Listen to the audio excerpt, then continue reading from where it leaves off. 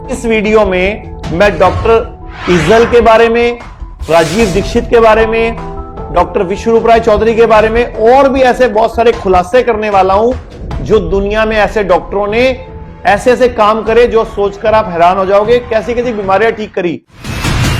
बिना एलोपैथिक दवाइयों के भी लोग ठीक हो सकते हैं, लेकिन उनकी आवाज को दबा दिया जाता है। इस वीडियो के जरिए मैं आपको कुछ ऐसी सच्चाइयां बताऊंगा जो आपने ना कभी सुनी होगी, ना किसी ने बताने की हिम्मत की होगी। और शायद ये मेरी वीडियो ज्यादा तक YouTube पे ना रहे, इसलिए कोशिश करना इसे फैलाने की और पहले डाउनलोड कर लेना डिलीट होने से पहले, ताकि दवाइयों को बेचने का जो धंधा चल रहा है और ये काला धंधा जो चल रहा है ये सबके सामने आ सके। और इस धंधे को रोकने वाले और जिन्होंने भी इसको गलत साबित करने की कोशिश की, उनकी मौतें भी सामने आ सके। क्यों उन डॉक्टर्स को मारा जा रहा है या मारने की कोशिश की जा रही है जो केमिकल और बिना मतलब वाली सर्जरी के खिलाफ हैं। क्यों सच्चाई सबको नहीं दिखाई जाती, आम जनता से छुपाई जाती है, और आखिर क्या कारण है इन सबके पीछे। तो सुनिए पूरी सच्चाई। डॉक्टर जोसेफ इजल जर्मनी के फिजिशियन, इनका दावा था कि जिन कैंसर पेशेंट को यह कहा गया कि वो ठीक नहीं हो सकते, उन्होंने उनको भी ठीक किया।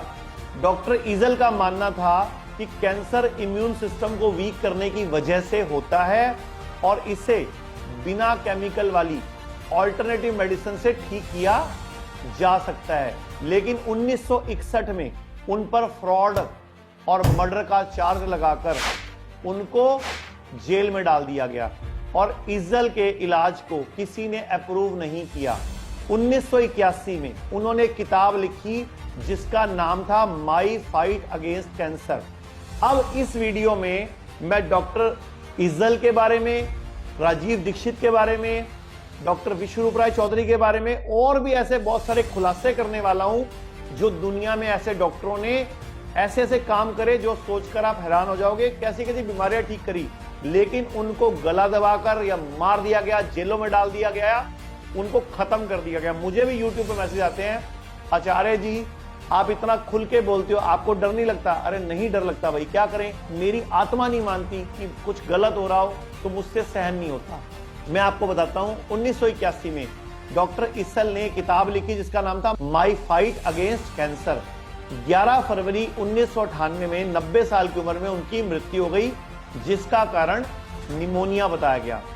Journal of alternative and complementary medicine में उन्हें फादर ऑफ इंटीग्रेटिव मेडिसिन कहा गया। तो अब आप सोच रहे होंगे कि मैं आपको इनके बारे में क्यों बता रहा हूं। ऐसे उदाहरण मैं आपको देने वाला हूं जिनसे आपको पता चले कि कैसे बिना एलोपैथिक दवाइयों के भी लोग ठीक हो सकते हैं, लेकिन उनकी आवाज को दबा दिया जाता है। आज भी यही हो रहा है। वो दिन दूर नहीं जब इंसान उस जगह पर खड़े होंगे जहां आज एक्सपेरिमेंट के लिए बेजुबान जानवर खड़े किए जाते हैं। आज हो रहा है कोरोना काल में ऐसा कि इंसानों को गिनी पिग बनाया गया, ऐसी ऐसी दवाइयां दी गई जिनका आज तक जानवरों पर भी परीक्षण नहीं हुआ, जिसमें मुख्यतः एड्स की दवाई है, रोपिनावीर है, रेमडेसिविर है। ऐसी बहुत सारी दवाइयां हैं जो आज तक एक्सपेरिमेंट नहीं हुई लेकिन इंसान पर यूज की हुई हैं। लेकिन मैं आपको बताऊंगा, आप मेरी बात कब समझोगे, जब आप पर एक्सपेरिमेंट होगा। क्यों मीडिया सिर्फ एलोपैथिक दवाइयां, वैक्सीन, मास्क, सैनिटाइजर, डिसइंफेक्टेंट के बारे में बताता है? एलोपैथिक दवाई के बारे में वो हर चीज की जानकारी देता है, लेकिन कहीं भी आयुर्वेदिक दवाई का नाम नहीं लेता। क्या सिर्फ मीडिया की गलती है या आयुर्वेद का डिपार्टमेंट भी इसके लिए जिम्मेदार है? मीडिया कोरोना पेशेंट पर इस्तेमाल की जा रही दवाइयों के साइड इफेक्ट का जिक्र क्यों नहीं करता? आपको जितनी भी दवाइयों के नाम मालूम है, शुगर की, बीपी की, जोड़ों के दर्द की, लीवर खराब की, आप एक काम कीजिए, नेट पर उस दवाई के सॉल्ट का नाम लिखिए और साइड इफेक्ट शब्द पूछिए, क्वेश्चन मार्क लगा के पूछिए, आपको सारे साइड इफेक्ट पता लगेंगे ऐसी ऐसी दवाइयों के जिनको आप कई सालों से खा रहे होगे। तो ये सारे सवाल ऐसे हैं जिनका जवाब बहुत सारे लोग चाहते हैं, लेकिन जब तक उन्हें कोई सच्चे और सटीक जवाब नहीं देता तो फिर तब तक वो कंफ्यूज रहते हैं। तो मैं सब ये क्यों बोल रहा हूं, क्योंकि मीडिया आप जनता का भरोसा है, उसकी आंखें हैं। मीडिया जो दिखाती है आम जनता वही देखती है। फिर मीडिया कोरोना वायरस और बीमारियों से होने वाली मौतों को क्यों नहीं बता रहा? मैं बताता हूं कारण। क्योंकि डर को पैदा करने का असली कारण जरिया तो मीडिया ही है। आने वाली वैक्सीन का प्रचार शुरू हो चुका है, उसे खरीदने के लिए जनता के बीच में डर का माहौल पैदा किया जा रहा है ताकि आप लोग डरें, वैक्सीन आते ही उस पर टूट पड़े। अब मैं आपको आगे और डॉक्टरों की डिटेल दे रहा हूं जिनकी आवाज को दबा दिया गया, जिनको मार दिया गया।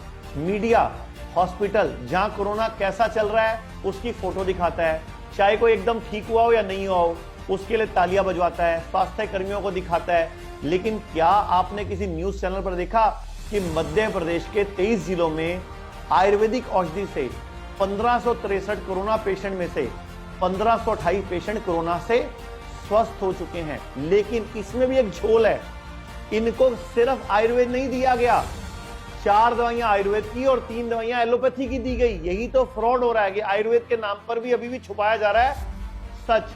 तो लगभग 130 करोड़ जनता घर पे बंद थी, जिसे नाम दिया गया लॉकडाउन का, कर्फ्यू का। चलो मैं भी समझ पा रहा हूं, भारत की सरकार पर्सनल डिस्टेंसिंग, सोशल डिस्टेंसिंग का पालन कर रही थी कि ये बीमारी ज्यादा ना फैले। अब फायदा क्या हुआ? इकोनॉमी को देखते हुए धीरे धीरे लॉकडाउन खोल दिया गया, मरीजों की संख्या दुगनी तेजी से बढ़ने लग गई और लॉकडाउन से पहले जहां लगभग 500-600 केस थे, आज लगभग 2,60,000 से ज्यादा केस हैं और लगभग 7,000 मरीजों की मौत हो चुकी है। लेकिन 1,25,000 लोग बिना किसी दवाइयों के ठीक हो चुके हैं, जिसका मतलब है 50% रिकवरी रेट। और इसके बारे में कोई बात इतनी बड़ी नहीं हो रही, आज भी मीडिया इनको घटाकर नहीं दिखाता। इलाज की आड़ में एक्सपेरिमेंट हो रहे हैं, ये आप सबको मालूम है, बहुत सारी वीडियोस में पहले भी बता चुका हूं। लेकिन एक बात है, मीडिया बताए भी कैसे? अगर वो आयुर्वेदा या होम्योपैथी का टीवी चैनल में दिखाने लग जाएगा तो शायद उनकी नौकरी चली जाएगी, उनकी फंडिंग बंद हो जाएगी, उनके चैनल बंद हो जाएंगे या उन्हें मार दिया जाएगा। मैं आपको अब कई उदाहरण देने वाला हूं जिन्होंने एलोपैथी का सच सामने लाए और उनके साथ कुछ अच्छा नहीं हुआ, लेकिन बहुत सारे लोग अभी भी नहीं रुके, वो लगे हुए हैं। अगर अभी की बात करें तो ऐसा ही कुछ डॉक्टर विश्वरूप राय चौधरी के साथ भी हुआ। उस दिन वो मेरा ही इंटरव्यू ले रहे थे, मेरे साथ ही लाइव थे। उन्होंने 30 मई को दैनिक भास्कर की खबर का अपनी वीडियो में जिक्र किया, जिसमें लिखा था आयुर्वेद ने ढूंढा कोरोना का इलाज। गुजरात में घर जा चुके 586 सिम्टोमेटिक मरीज। सिर्फ इस न्यूज की वजह से उनका 12 मिनट के अंदर यूट्यूब से पूरा वीडियो डिलीट हो गया, पूरा यूट्यूब चैनल डिलीट हो गया, पूरा फेसबुक चैनल भी डिलीट हो गया, क्योंकि लोगों के बीच वो डर को खत्म करने की कोशिश कर रहे थे। और मुझे दुख है कि मेरे साथ बात करते हुए, क्योंकि मेरी संस्था में भी लगभग 150 आयुर्वेदिक डॉक्टर काम करते हैं, हम लोग की 100 से अधिक क्लिनिक है, इसलिए विश्वरूप जी और मैं एक वीडियो बना रहे थे कि हम लोगों के सामने ये ला सके कि आयुर्वेद से कोरोना ठीक हो सकता है। तो जो फार्मास्यूटिकल कंपनियां चलती हैं उनका $1 बिलियन का धंधा है, वो चौपट हो जाएगा, इसलिए कोशिश की जाती है हर आवाज को दबाने की। शायद इसलिए मेरी ये वीडियो भी डिलीट हो जाए, क्योंकि सच कड़वा होता है। यही कारण है भारतीय पत्ती के दवा होने का, यही कारण है कि आयुर्वेद विशेषज्ञ MD MS अपनी बातें खुल के बोलने से डरते हैं, कहीं उनकी डिग्री ना कैंसिल हो जाए, कहीं उन्हें मार ना दिया जाए। आज तक जिसने भी आयुर्वेदा या ट्रेडिशनल मेडिसिन को प्रमोट करने की कोशिश की या जनता को केमिकल से दूर करने का प्रयास किया, अंजाम अच्छा नहीं हुआ। क्या करें? कोई आप लोगों के लिए इतना सब क्यों करे? क्यों आपका भला सोचे? क्योंकि आप खुद ही अपना भला नहीं कर सकते। आयुर्वेदा या नेचुरल हीलिंग को प्रमोट करने वाले जितने भी लोग थे, उनके साथ बहुत बुरा बर्ताव हुआ, ना सिर्फ भारत में, जबकि भारत के बाहर के बहुत सारे देशों में। उदाहरण देता हूं, सबसे पहला नाम आता है राजीव दीक्षित जी का। इनकी 43 साल की उम्र में हत्या कर दी गई। किसी ने सोचा ऐसा क्यों हुआ? नहीं, क्योंकि आपको तो सिर्फ वीडियो देखने से मतलब है। आप लोगों को तो एलोपैथी चाहिए, वैक्सीन चाहिए, कोई केमिकल से दूर लेकर जाए, आपको समझ नहीं आता, आपको काला बाजारी समझ नहीं आती। जबकि राजीव दीक्षित जी को समझ आ गई थी, वो हर रोग को नेचुरल तरीके से ठीक करने पे जोर देते थे। इसीलिए उन्होंने स्वदेशी आंदोलन भी शुरू किया, इसीलिए उन्होंने आम जनता को छोड़ के किसी और का फायदा नहीं सोचा। और 30 नवंबर 2010 को जो रिपोर्ट आई कि उनके खाने में कुछ जहर मिला के उनकी हत्या कर दी गई। अब मैं आपको एक और सच्चाई बताता हूं, ध्यान से सुनिए।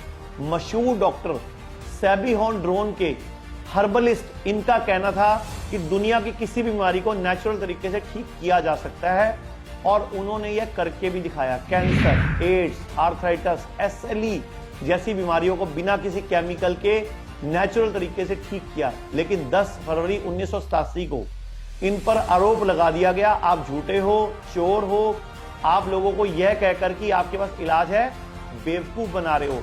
इन्हें न्यूयॉर्क में अरेस्ट कर लिया गया, उन्हें कोर्ट ले जाया गया। जज ने 9 गवाहों की मांग की कि 9 पेशेंट लाओ जो आपने ठीक किए, लेकिन डॉक्टर सेबी ने 77 गवाह पेश कर दिए, वो भी डॉक्यूमेंटेड प्रूफ के साथ, और केस जीत गए। मई 2016 में डॉक्टर सेबी को एक बार फिर किया गया मनी लॉन्ड्रिंग के केस में, फिर झूठा फंसा दिया गया, क्योंकि फार्मास्यूटिकल कंपनी का $1 बिलियन का बिजनेस खराब हो रहा था। इसीलिए 28 मई 2016 को उनको फिर अरेस्ट किया गया, खुद को निर्दोष साबित करने के लिए। एक बार फिर उन्होंने फिर जोर लगाया। 6 जून 2016 को वो फिर बाहर आए, और बाहर आते ही उन्हें फिर री अरेस्ट कर लिया गया। इससे पहले कोई और सुनवाई होती, 6 अगस्त 2016 को उन्हें मार दिया गया, और उनकी मृत्यु का कारण निमोनिया बताया गया। एक नाम है डॉक्टर बुर्जिनिस्की, पॉलिश, ये बायोकेमिस्ट थे। इन्होंने 1970 में एंटी नेपोलस्टन की खोज की। एंटी नेपोलस्टन केमिकल होते हैं जो यूरिन और ब्लड में पाए जाते हैं, लेकिन कैंसर पेशेंट के अंदर वो नहीं होते। इसलिए कुछ हेल्दी पर्सन से निकालकर कैंसर पेशेंट में डाल दिया जाए तो पेशेंट क्योर हो सकता है। 1970 से अभी तक ये लगभग 8000 कैंसर पेशेंट का इलाज कर चुके हैं, लेकिन इनके ऊपर भी वो इल्जाम लगे आप फ्रॉड हैं, इलीगल काम कर रहे हैं। बहुत कोशिश की गई उनका मेडिकल लाइसेंस रद्द करने की, लेकिन उन्होंने भी अपने गवाह पेश किए, जिनमें से एक सैन फ्रांसिस्को के पुलिस ऑफिसर सर्जेंट रिक स्किफ का नाम था। उनकी बेटी क्रिस्टन, जिसकी मौत 4 साल की उम्र में ब्रेन कैंसर से हुई थी, 29 फरवरी 1966 को इन्होंने बयान दिया कि उनकी बेटी का इलाज जाने माने हॉस्पिटल में चल रहा था, लेकिन डॉक्टर्स ने 2 ऑप्शन दिए कि आप बच्चे को घर ले जाएं और मरने दें, या फिर आप इसको यही छोड़ दें ताकि हम भारी मात्रा में रेडिएशन और दवाइयां देकर बचाने की कोशिश करें। सर्जेंट रिक शिफ ने अपनी बच्ची को बचाने की आस में उसको हॉस्पिटल में एडमिट करा दिया, जहां से उसको खूब मात्रा में केमिकल और रेडिएशन दिया गया। उसका स्कल, खोपड़ी 2nd डिग्री तक जल गई। सर्जेंट रिक शिफ ने बताया, जब हम उसके डायपर बदलते थे ना, तो रबड़ के ग्लव्स पहनने पड़ते थे, क्योंकि उसके पेशाब के अंदर इतना जहर हो जाता था कि हमारे हाथ जल जाते थे। 6 महीने बाद डॉक्टर ने बोल दिया, सॉरी, हम आपकी बच्ची को नहीं बचा सकते। लेकिन फिर भी सर्जेंट रिक शिफ ने हार नहीं मानी, और डॉक्टर बुर्जिनिस्की के साथ, उनके साथ मिलकर उनको एंटी नेपोप्लास्टन की मदद से इलाज किया, और बच्ची 9 हफ्तों में बिल्कुल ठीक हो गई। कैंसर का कोई सिम्टम उसके शरीर में नहीं रहा। लेकिन इसके बावजूद कुछ महीने बाद 29 जुलाई 1995 को बच्ची की मौत हो गई, और जो कारण सामने आया ना, वो कैंसर नहीं था, बल्कि उस रेडिएशन, उस केमिकल की वजह से दिमाग 2 टुकड़े हो गया था। ऐसा ही अभी कोरोना काल में हो रहा है। जो ट्रीटमेंट है ही नहीं, उस पर करोड़ों का खर्चा किया जा रहा है, और लोगों की जान भी ली जा रही है। लेकिन जहां आयुर्वेदा से मरीज ठीक हो रहे हैं, उनका नाम लेने पर भी उसकी सजा दी जा रही है। हमारे बीच कई ऐसे इंस्टीट्यूट हैं, कई तत्व हैं, कई मीडिया चैनल हैं, कई गलत लोग हैं जो अफवाहें उड़ाते हैं, गलत इंफॉर्मेशन देते हैं, डर फैलाते हैं, जानबूझकर सही इलाज छिपाते हैं अपने फायदे के लिए, क्योंकि वो अपना धंधा खत्म नहीं करना चाहते। चाहे कितने भी इंसान एक्सपेरिमेंट में मर जाएं, वो अपने फायदे को देखते हुए आम जनता के बारे में नहीं सोचते। तो डॉक्टर नहीं सोच रहे हैं जनता के बारे में, इसलिए मेरी आप सबसे गुजारिश है, इस वीडियो को ज्यादा से ज्यादा वायरल करो, हर मोबाइल में पहुंचाओ, ताकि आम इंसान जो इस समय केमिकल की बलि चढ़ रहा है उसको बचाया जा सके। अपने भारत में आज भी गुलामी के कानून चल रहे हैं, गुलामी चल रही है, उसको खत्म किया जा सके। जी हाँ, गुलामी। पहले अंग्रेजों के गुलाम थे, इन्होंने सताया, अब अंग्रेजी दवाइयों के गुलाम है। ये तो मैं शुक्र करूंगा इस वक्त मोदी जी भारत के प्रधानमंत्री हैं, जिनकी वजह से आयुर्वेद वाले इतना बोल पा रहे हैं और कुछ काम कर पा रहे हैं। इससे पूर्व की सरकारों में तो ये भी नहीं हो पाया। तो मैं पूरे भारत की जनता से, भाई राजीव दीक्षित के सभी समर्थकों से एक अपील करता हूं, हर देशभक्त से एक अपील करता हूं कि इस आयुर्वेद के सच को पूरी दुनिया में फैलाया जाए, कि कैसे जब कोई आयुर्वेद के नाम पे, नेचुरलपैथी के नाम पे अलग इलाज की बात करता है उसको फंसाया क्यों जाता है, उसको टारगेट क्यों किया जाता है, उसके ऊपर केस क्यों किए जाते हैं और उनको पूरा का पूरा इस सिस्टम का गुलाम बना दिया जाता है। डॉक्टर अमर आजाद पटियाला में MBBS हैं, वो आज बात कर रहे हैं नेचुरल चिकित्सा की। डॉक्टर विश्वरूप राय बात कर रहे हैं, इसके अलावा डॉक्टर BM हेगड़े बात कर रहे हैं, डॉक्टर विमल छाजेड़ बात कर रहे हैं, हम बात कर रहे हैं, आयुर्वेदा बात कर रहा है, लेकिन कोई सुनने को तैयार नहीं है। तो मेरी पूरी भारत की जनता से अपील है कि आप आयुर्वेदा को आगे आपकी मदद से लाते हैं, आयुर्वेदा को एक पैथी के रूप में स्थापित करते हैं और आयुर्वेद का विश्वास दुनिया पर बनाते हैं और पूरे विश्व का पैसा भारत में लाते हैं। लेकिन उससे पहले हमें आयुर्वेदा को लोगों को प्रूव करके दिखाना पड़ेगा, इसलिए हम जी जान से लगे हुए हैं। आप भी हमारा इन वीडियोस को फैलाकर साथ दीजिए। धन्यवाद।